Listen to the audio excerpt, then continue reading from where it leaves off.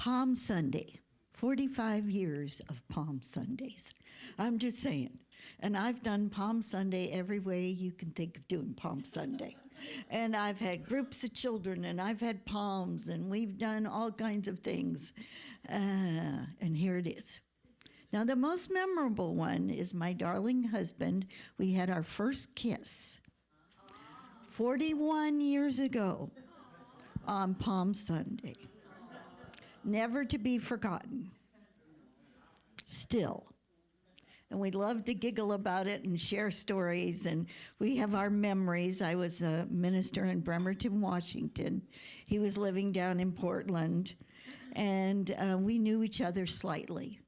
And my husband had died, and he had called a couple times.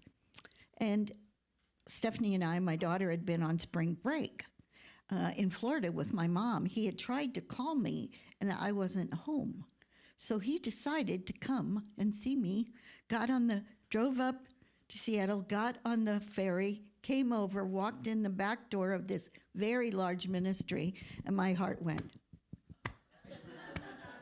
And my head went, oh no, oh no.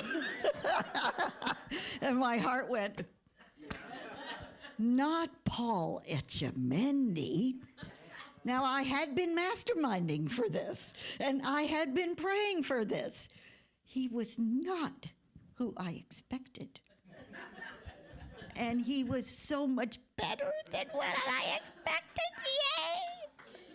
So I love to tell that story. We love to giggle about it. And here we are at Salem Unity all these years later. So love you.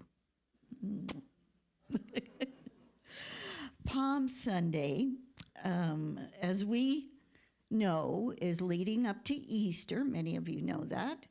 And in Unity, we look at it from a metaphysical viewpoint. We don't look at it literally. We look at it as a story, as a teaching aspect of spiritual life.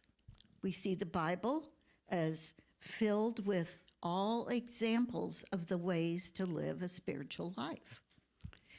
So this is a part of the story leading up to Easter, where there's a lot of political tension. This is part of the story. A lot of political and religious tension about the person called Jesus. Now, they did not agree in this story with what Jesus was teaching. Love your neighbor. Don't just give your shirt, give your coat. This kind of sharing ideas they didn't approve of. They thought it threatened their power.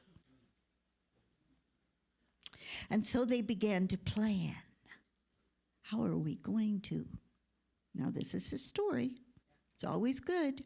We love a drama, don't we? How are we going to get rid of him? So now word has come through the ethers to Jesus and his followers, and they are aware that something is crucially going to happen in the story. The next thing that happens, we find that Jesus is going to go up to Jerusalem. Now, the interpretation of up to Jerusalem is into a new consciousness. So he's leaving behind the fear of humanity and moving into the faith of spirituality. Are you with me? Leaving behind that fear of what's going to happen to me and moves into the faith of spiritual knowing. He's moving into the I am identity. And the story is showing us that we are part of that I am identity. As the story unfolds, there's not a horse. Usually a king rides in on a horse, the donkey and the colt, and he rides on the colt, which is a sign of humility, not power, not trying to be overtly in charge, but coming in as a humble subject. The way he is greeted the symbology of throwing the coats on the ground as he rides in is a symbology of power, and it's also a symbology of respect. So we know that this is a story that wants us to be open-minded. Now, Jesus brings this teaching about moving from the old to the new. That's what this whole story is about. Change, letting go of the old for the new. The consciousness of fear to the consciousness of faith. And it's inviting us to be part of the story. The story is about you and me. And it's the story of the I am. He is claiming his divine identity. He is claiming his divine identity. And that is what the story is sharing with us. We are to claim our divine identity.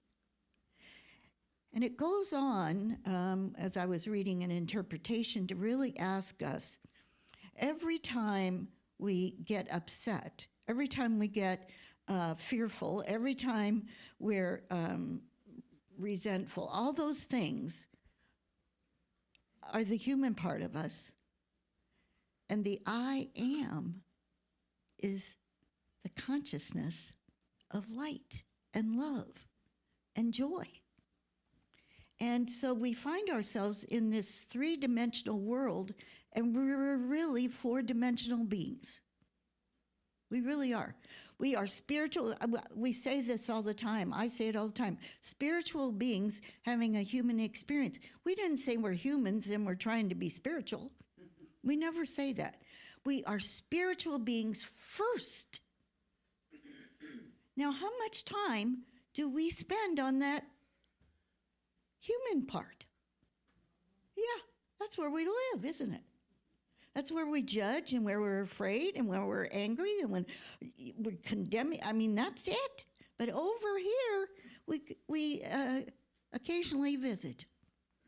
I occasionally visit my spiritual self.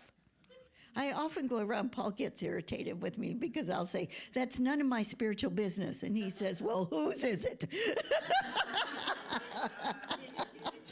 I'm not going to judge that person. I'm not going to be upset with that. I'm not going to be triggered by that. That's none of my spiritual business. And how often are we hooked? I'll say it again. How often am I hooked? By judgment, by fear, by upset that is none of my spiritual business.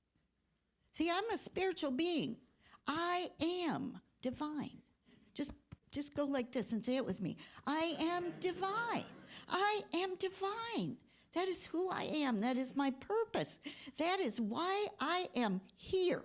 Now, that doesn't mean everyone else on the planet isn't the same thing. They just may be asleep, or they may not remember, or many things. But it's not mine to judge that.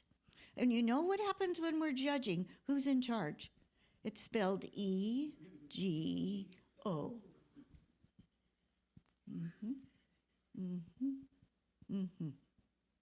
And I love Course in Miracles, edging God out.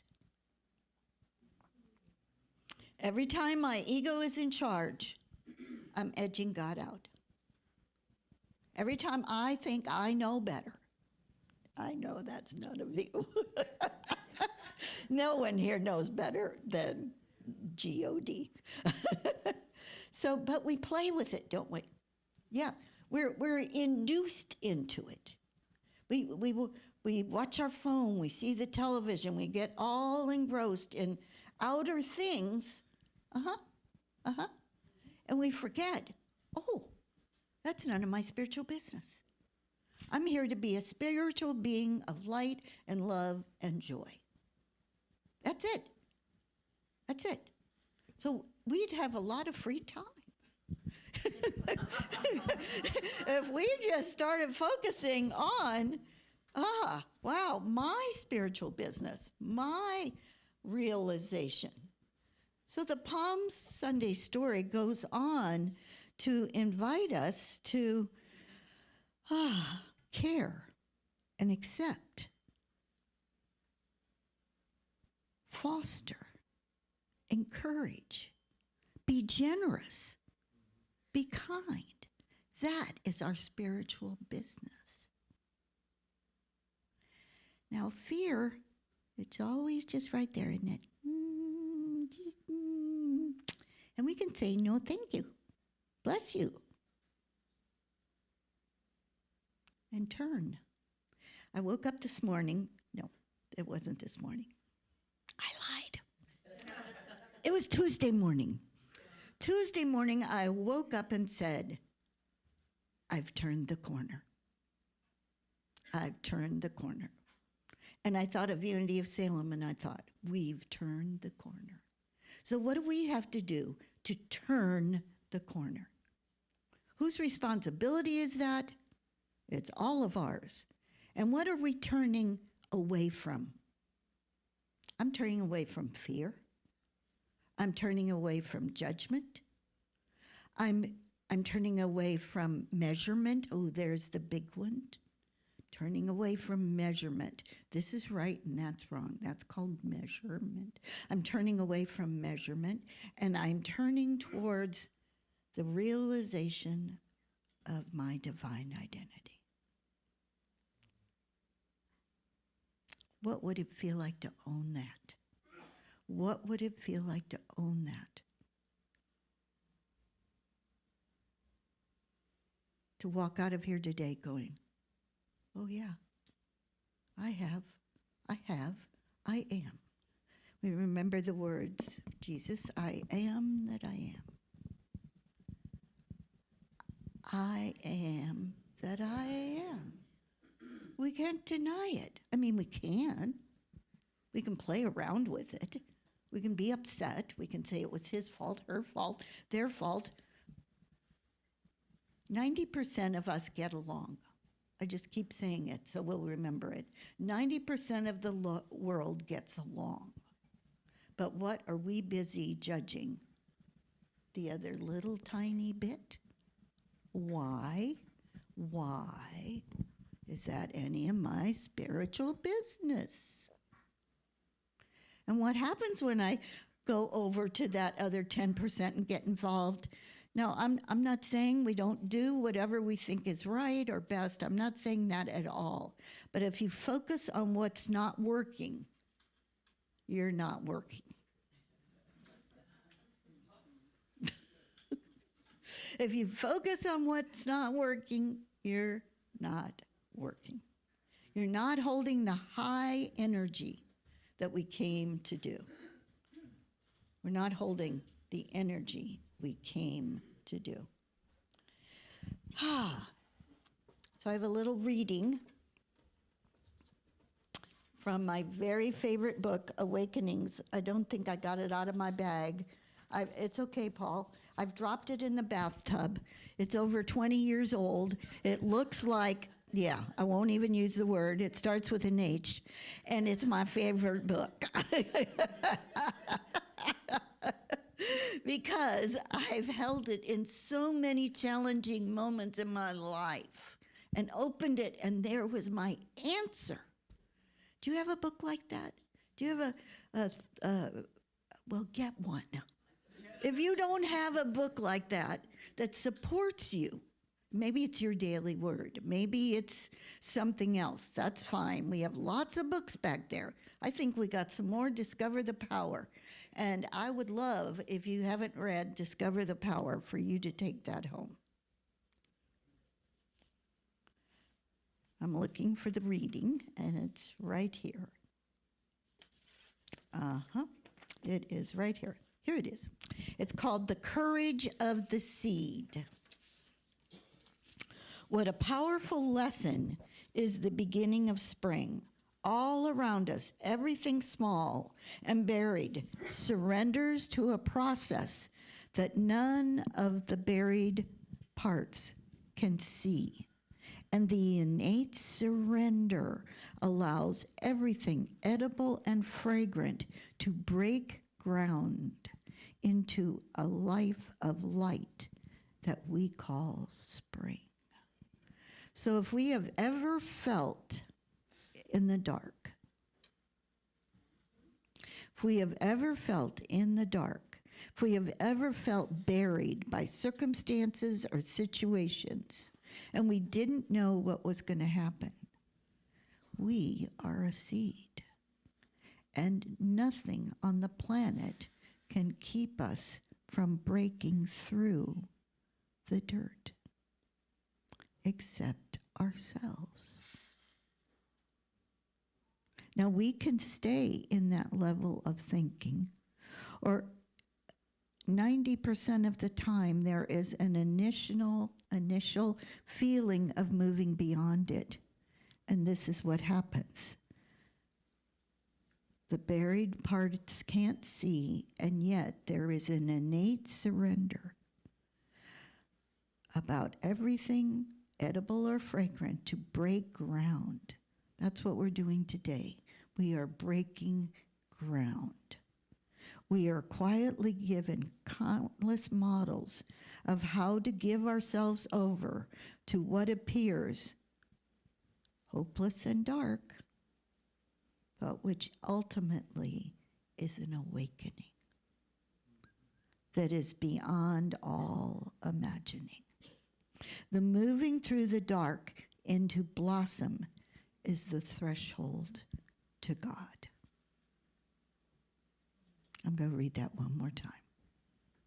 In nature, we are quietly giving countless models. We are quietly given conscious models of what appears dark and hopeless, but which ultimately is an awakening that is beyond all imagining. This moving through the dark into blossom is the threshold to God. We can call it our Christ nature. We can call it our light. We can call it love. We can call it hope. I am that I am. And if I am, here's my word, seduced into being otherwise, in being fearful, resentful, angry, you just step away. And once again, you come through the dark to the light.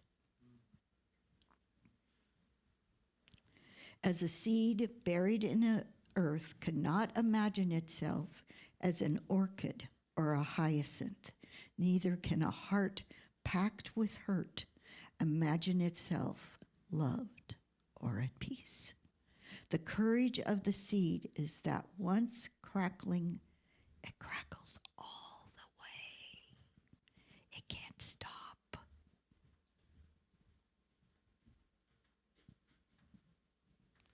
We ask ourselves, where am I in that journey? Where am I in that journey? As we look at the Palm Sunday story, and we look at the riding up to Jerusalem, am I ready to ride up to a new consciousness? That even may sound strong language to you, or it may feel hopeful, may feel many different ways. We're all different. And yet that call, that urge, that feeling of I'm more than this body. I am more than my past. I am more than anything that could harm me. I am more. I am that I am. And the question always is, am I willing? Am I willing? Because we have work to do. We have love to bring. We have light to share. We have good things to do. We have smiles to give. We have hugs to do. We have energy. We have doors to open. Please. We have I'll say it again. I might say it 10 times. We have doors to open. We have people to share with. We have new life only if we give up whatever's over there. Are we willing to turn the corner? Are we willing to feel the presence of God right here, right now? So we're going to have a little music. Can you feel that power?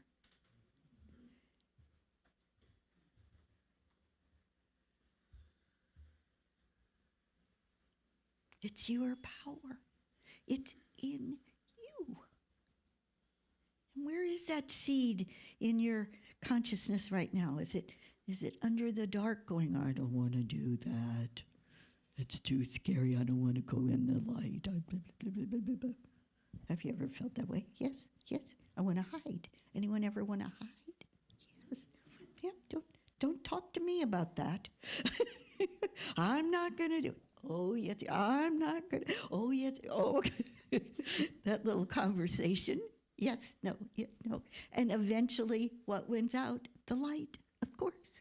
Because it's our innate nature to grow. And if we're stopping growing, we are trying to stop G-O-D. We are meant to grow. We are meant to love. We are meant to share. Close your eyes if you're so inclined. Feel the power of that in you. This is not about me.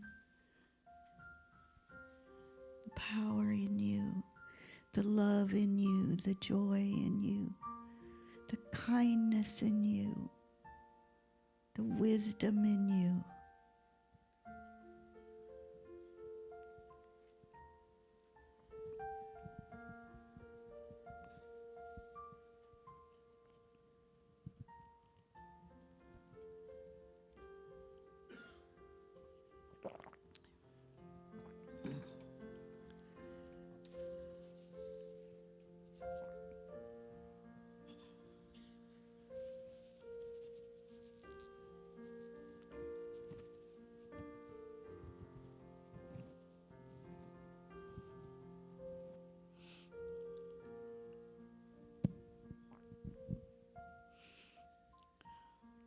I'm going to share these words, and I invite you to share them in your heart, however it feels natural to you. Opening your hands, putting your hand on your heart, whatever feels right to you. Breathing in and breathing out. I am more than happy. I am joy. I am whole. I am abundant. I am alive and radiant. I am love. I am peace. I am powerful. I am a spiritual being having a human experience. I am that I am.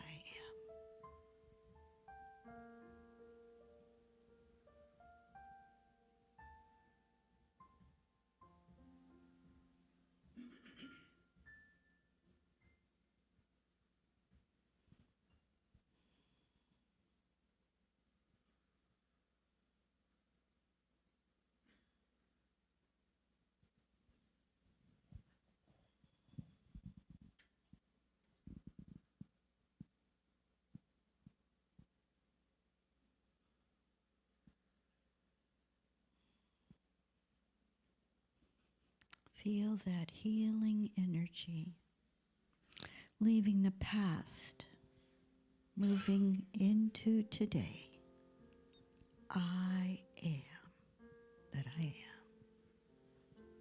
I am that I am.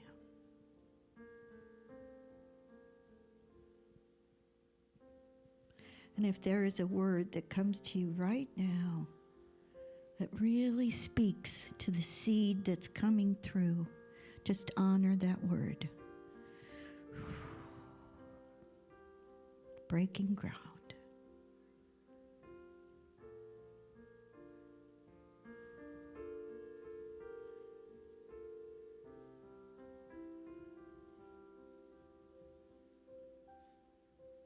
And we truly are grateful for this place, for this moment, when we remembered together.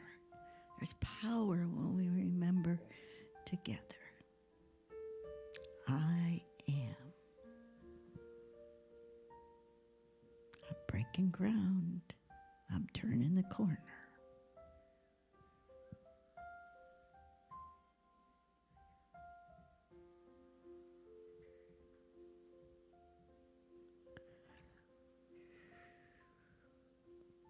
And so it is.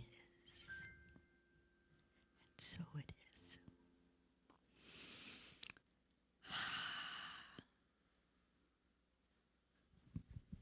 And so it is.